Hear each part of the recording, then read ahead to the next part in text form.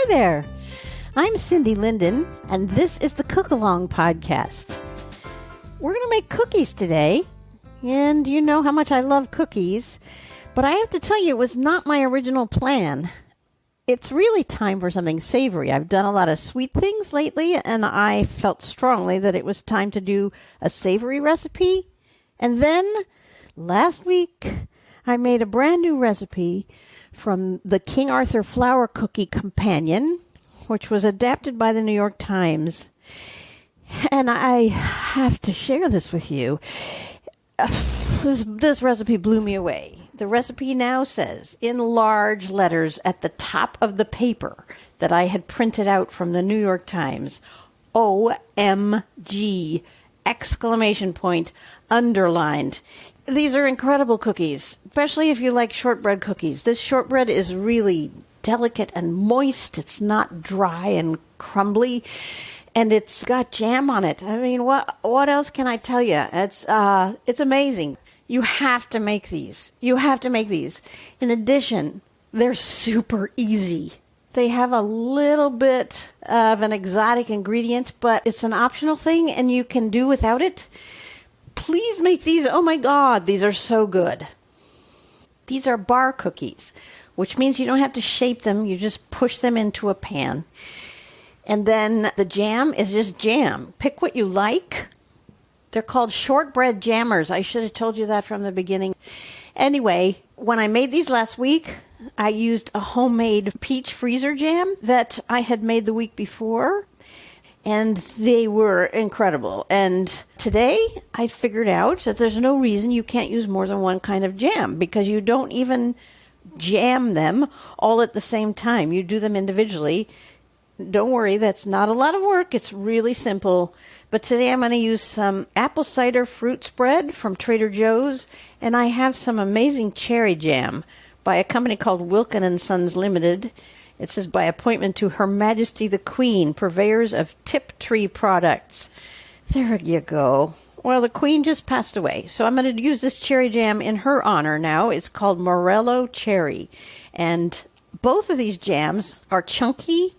You can't use jelly. You have to use a good chunky jam or preserve.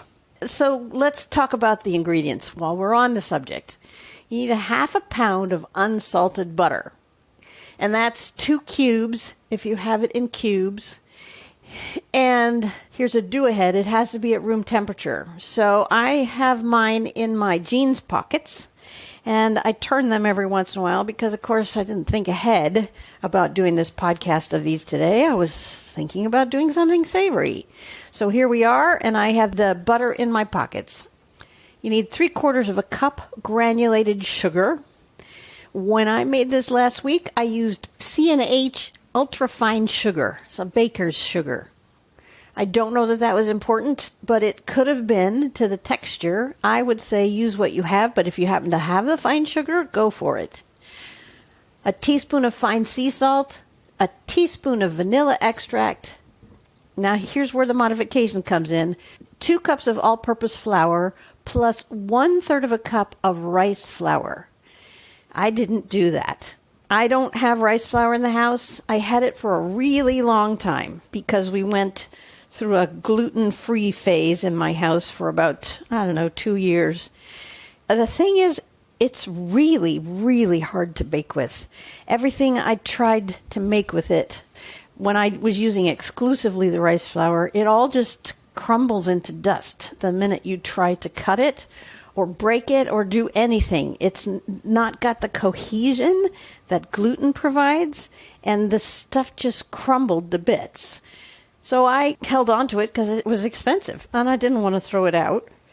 I had it for a very long time, and then I thought to myself, okay, you've had this for a very long time, and A, it probably is starting to get a little stale, and B, you haven't used it in a very long time. So maybe it's time to move it along.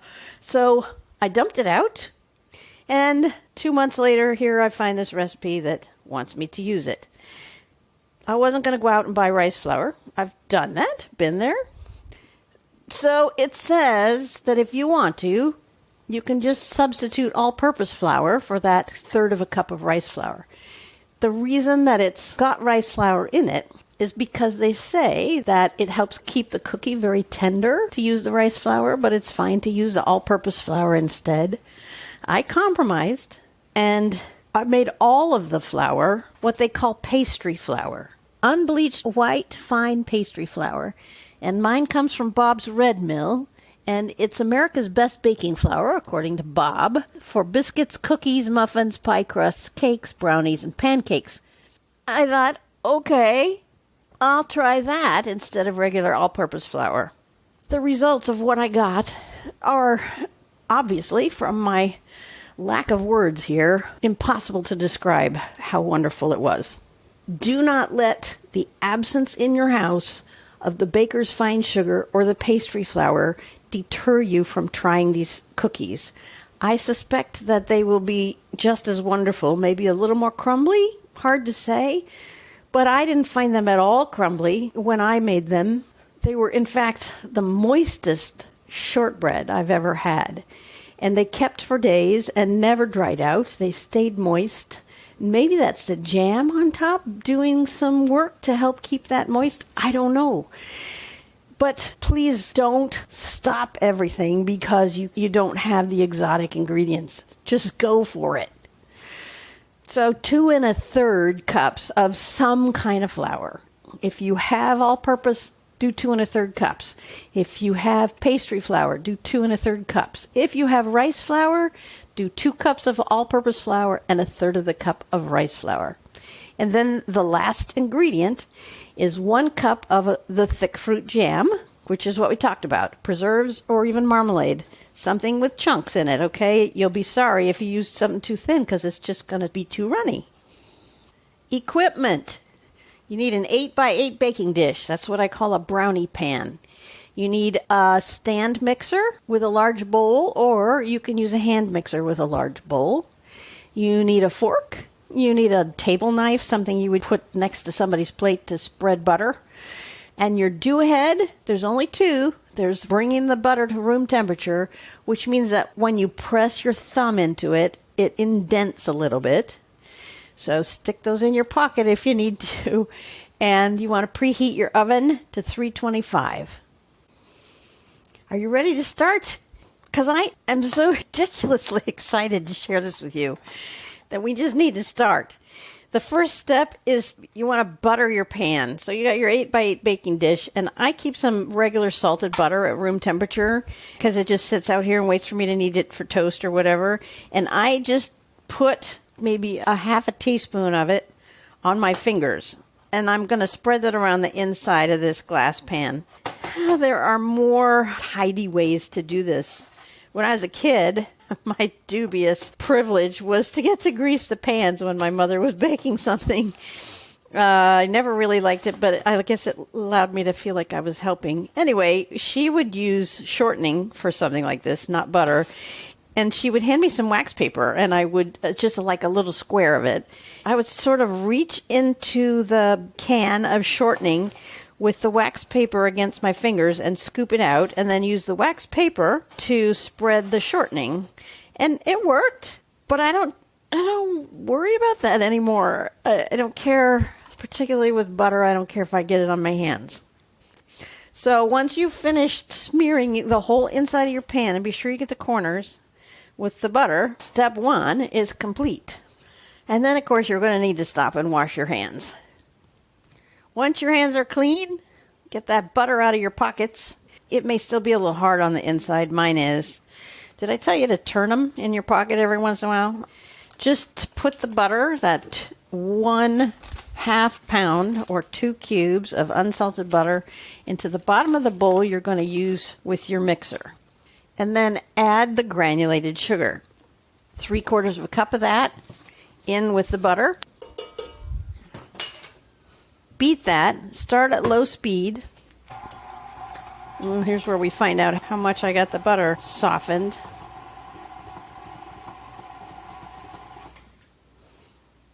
By the way, a little bit of help in making better cookies. There is on my website, thecookalongpodcast.com, a podcast, a short one, in the Quick Bites category about how to make your cookies better. And one of them describes the different stages of softened butter so that you don't have to guess what it means when something says softened or something says room temperature.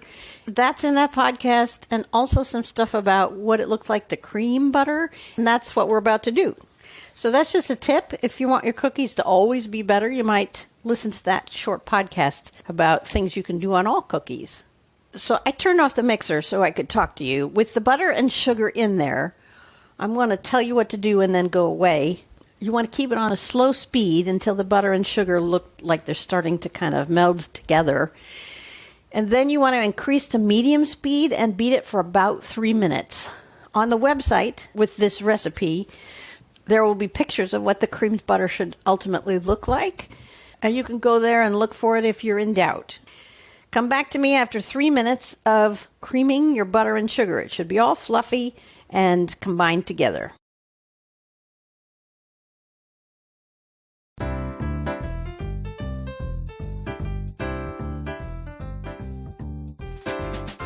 All right, now we add the salt and the vanilla. Now, you will notice that I specified fine sea salt. That is because that's what the recipe says. But you have also heard me say more than once, I'm measuring out my teaspoon here, and it's going into the mixing bowl, that you don't want to use table salt if it has iodine in it.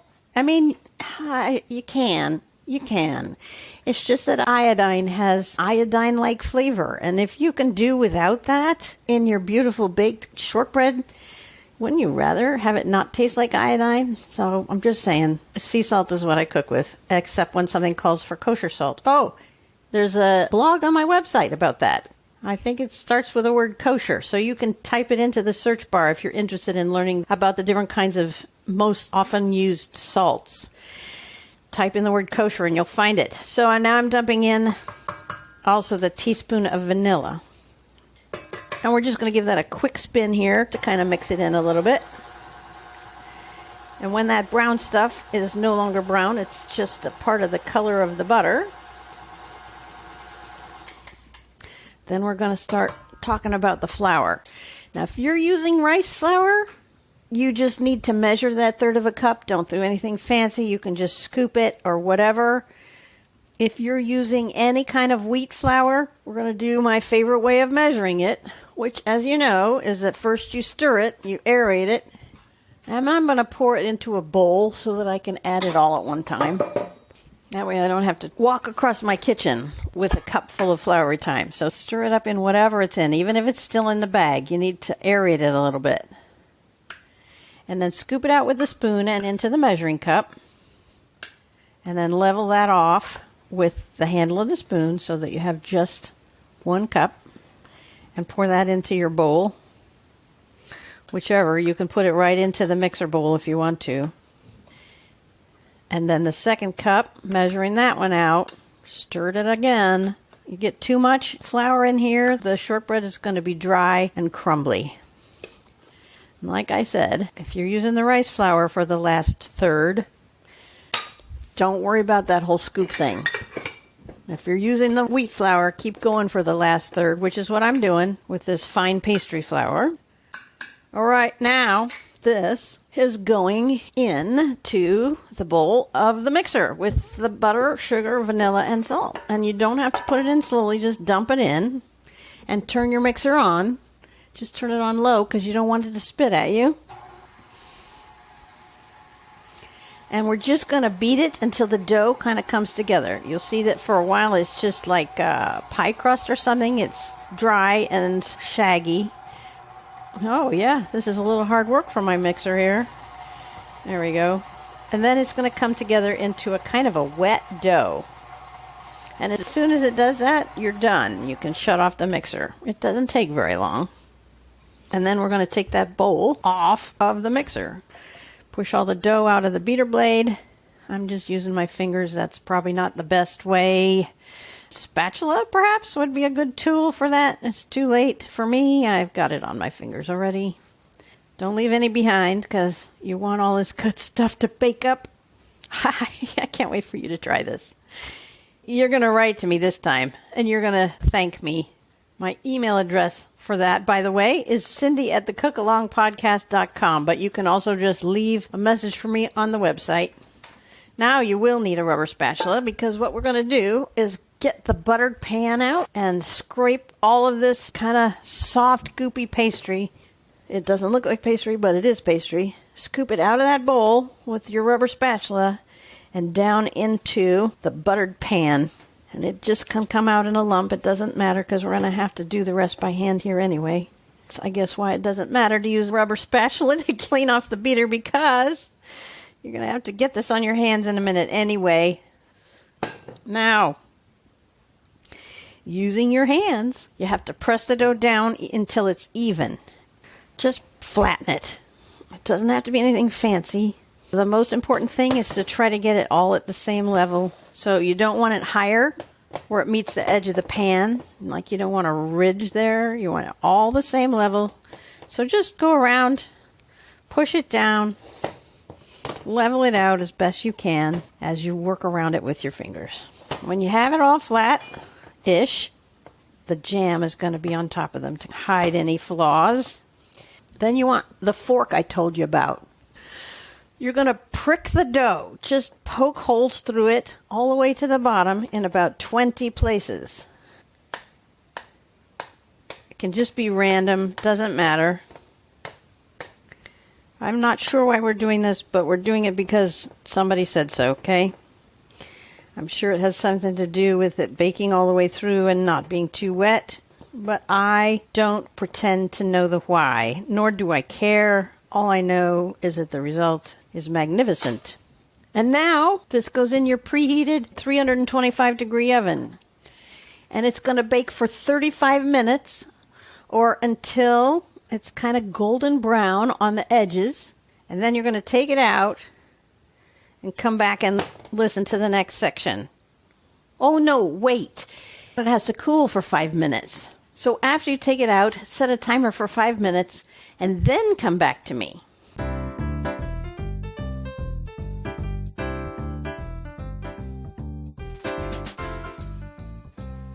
Okay, here we are. I have a hot pan that's been cooling for 5 minutes, but it's still really hot. Now take the knife I told you about and just run it around the edges of the pan between the shortbread and the pan edge to just sort of loosen the sides a little bit.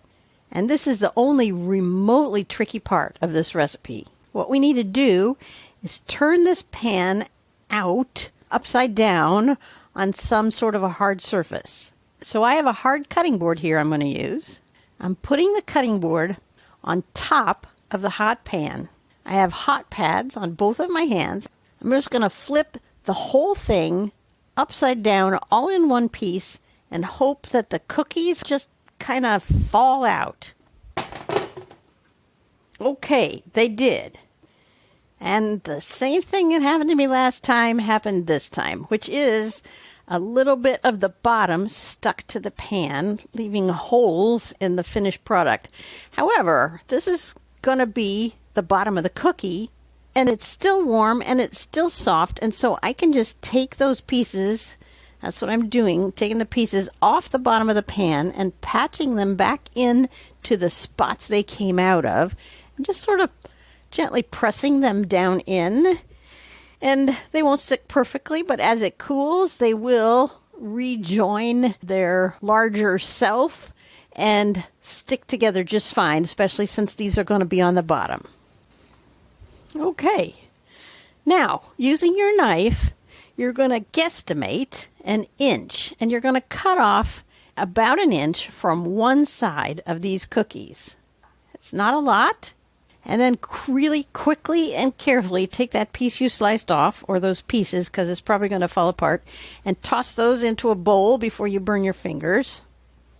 And now this piece that's left on the cutting board, I kind of want to turn right side up again. Last time I did this, I cut it into individual squares and then turned each individual square right side up again. This time, all right. This is going to sound a little crazy, but I'm going to try to undo what I did a minute ago and just flip it back over again. So I'm going to take the pan that they came out of and position it carefully back over the cookies. And it's got its missing inch, but this is going to be a little trickier than turning it the other way.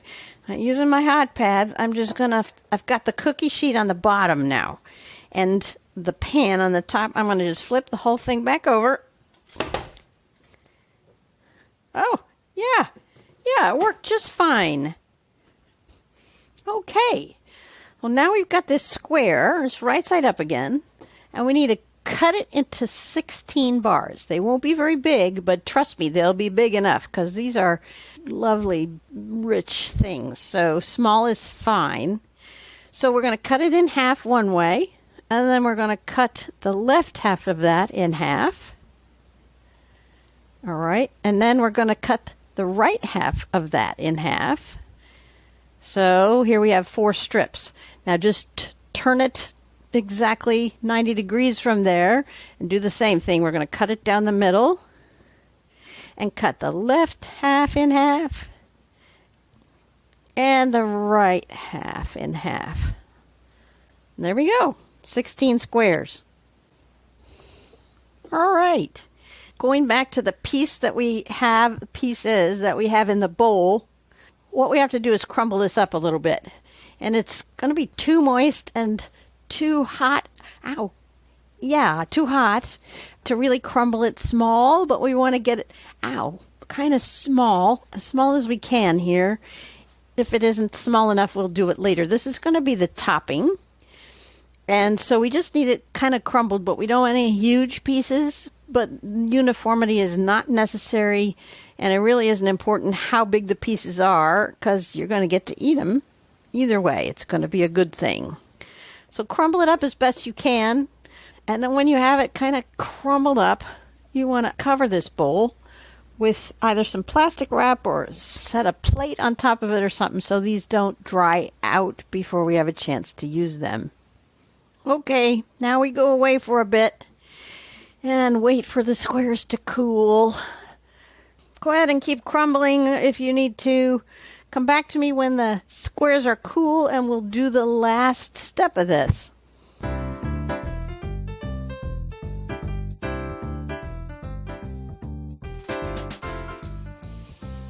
Okie dokie. Now we can go back in and crumble those crumbs a little smaller. Mine are still a little warm, but they're still also really fresh and very moist. We just want littler bits. So crumble them till they're going to make a nice topping. In other words, you want some kind of larger pieces, but nothing huge. And now, get out your jam and a spoon. It takes a whole cup of this. It really takes 8 ounces of jam. It's a small jar of jam. It's the whole jar. And you just put a little spoonful on top of each of these 16 cookies. And I discovered that to use a whole cup, it takes more than you think it's going to on each cookie. So don't be shy with the jam. This is the contrast to the shortbread. And like I said, for all I know, it's also what makes them stay so moist. You're going to love these. Okay, that was an apple. Now I'm switching to the cherry in honor of the queen. That's a little silly. It's not like I knew the queen. Still, it's just timely that this was done by appointment to Her Majesty the Queen. Is that like she commissioned it? I have no idea. This is going to give me 2 different colors. Like I said, the peach was phenomenal on here if you have peach jam. I think also that raspberry would be really, really good. Strawberry, I'm sure, is fine. It's just so predictable that it's not my first choice. Blueberry would probably be super good. Oh, fig jam. Oh my goodness. I wonder what fig jam would be like. It'd be like Fig Newton's, only way, way better because it's shortbread. I'm going to try that. I have some homemade fig jam from last year. I'm going to put some of that on here. So I have 3 kinds of jam. And that's your whole recipe, guys. Now we take the crumbs that we had and we sprinkle that over the top of these. And it's a lot. So you're going to think it's going to bury the cookies, and in a way it kind of is. And that's what you want, okay? Don't be afraid of them. They make it look good, and they make it taste better. So use them generously. Use them all up, all over the top of these cookies. Once you finish that, they are then ready to serve. I wish I could be there to taste this with you and watch your face when you put it in your mouth, but that is not to be. So write to me, all right? Let me know what you think of these cookies. Share them with your friends. Share the podcast with your friends so they can make these at home. Like I said, so easy, but wait till you taste them. I'm just cleaning up the crumbs. I will see you here next week for a cook-along quick bite. And 2 weeks from today, another new recipe, which hopefully this time will be the savory thing that it's really time for. And until then, until next time, happy cooking!